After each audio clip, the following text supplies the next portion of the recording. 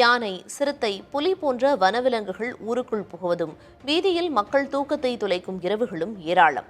ஆனால் தற்போது குழந்தைகளை குறிவைத்து வேட்டையாடும் கொலைகார ஓநாய்களால் மக்கள் திகைப்புடன் உள்ளனர்.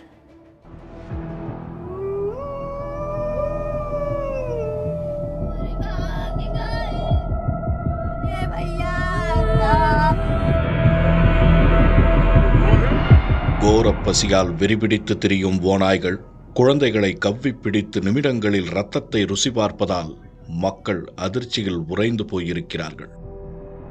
கடந்த 50 நாட்களில் 3 வயது சிறுமி, 7 வயது சிறுவன் உட்பட 10 பேரை ஓநாய்களின் கூட்டம் வேட்டையாடியுள்ளது என்று சொல்லும் போதே அதன் வீரியம் நமக்கு புரியும். மனித உயிருக்கு அச்சுறுத்தலாக மாறியுள்ள ஓநாய்களால் உத்தரப்பிரதேசத்தில் பீதி நிலவுகிறது.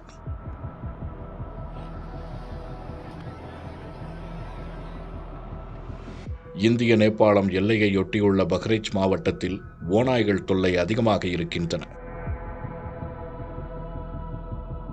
அங்கு வாழும் ஓநாய்கள் கூட்டத்திற்கு குழந்தைகள் எளிய இலக்காக இருக்கின்றனர் என்றாலும் பெரியவர்கள் கூட ஓநாய் தாக்குதலிலிருந்து தப்பிக்க முடிவதில்லை.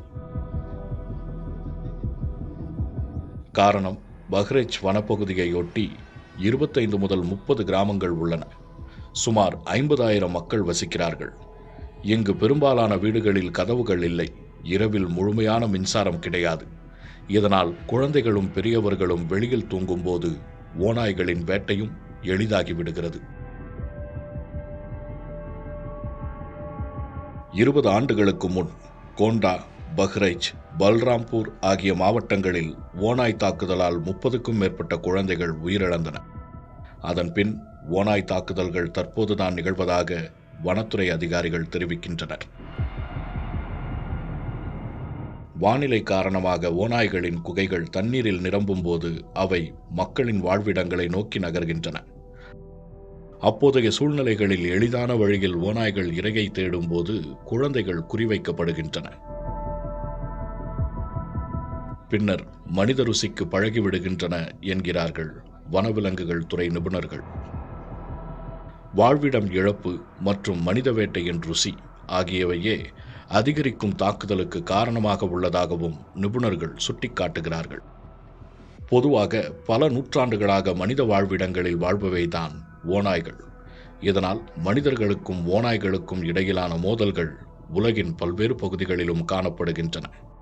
ஆடுகள், முயல்கள் போன்ற செல்ல பிராணிகளை வேட்டையாடுவது அல்லது இறந்த விலங்குகளின் சடலங்களை தேடி உண்பவையாகவே ஓநாய்கள் அறியப்படுகின்றன.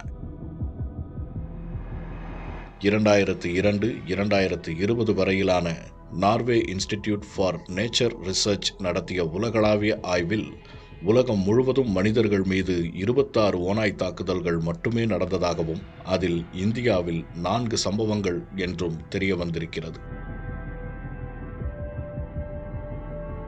பஹ்ரைச்சில் ஓநாய் கூட்டத்தை பிடிப்பதற்காக ட்ரோன் கேமராக்கள், தெர்மல் ட்ரோன் மேப்பிங் தொழில்நுட்பங்களை வனத்துறையினர் பயன்படுத்துகின்றனர்.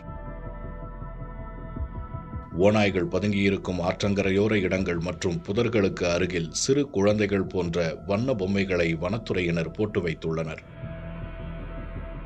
இயற்கையான மனித வாசனையை ஓநாய்கள் அறிந்து கொள்ள குழந்தைகளின் சிறுநீரில் நனைத்த பொம்மைகள் பயன்படுத்தப்படுகின்றன.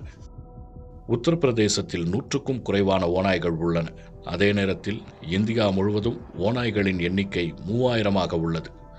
மத்திய பிரதேசம், ராஜஸ்தான், குஜராத், மகாராஷ்டிரா மற்றும் சத்தீஸ்கர் ஆகிய மாநிலங்களில் ஓநாய்கள் அதிக அளவில் காணப்படுகின்றன. வனவிலங்கு பாதுகாப்பு சட்டம் 1972 அட்டவணை 1 ஓநாய்கள் பட்டியலிடப்பட்டுள்ளன. மனிதர்களை உண்ணும் ஓநாய்கள் தூக்கமில்லாத இரவுகளை மக்களுக்கு அளித்து வருவதால் சுட்டு பிடிக்கவும் உத்தரப்பிரதேச அரசு உத்தரவிட்டுள்ளது. புதிய தலைமுறைக்காக GS பாலமுருகன்.